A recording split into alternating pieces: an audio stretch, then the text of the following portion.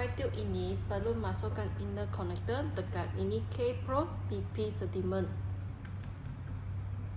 Sediakan screwdriver, buka dua skru ni.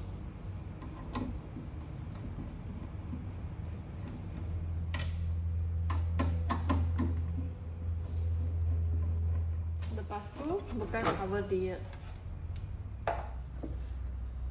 Pro clip ini perlu buka. Pipe tube ini perlu buka untuk buang air filter. Tekan konektor ini, tarik keluar. Buang air filter 15 minit sampai 30 minit.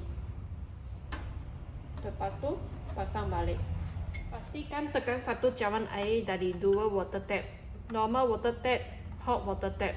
Hot water tap ada children lock, perlu tekan dulu baru push tap.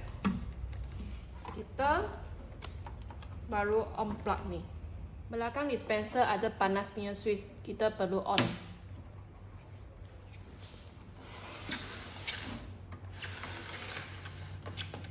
Okey, boleh start guna.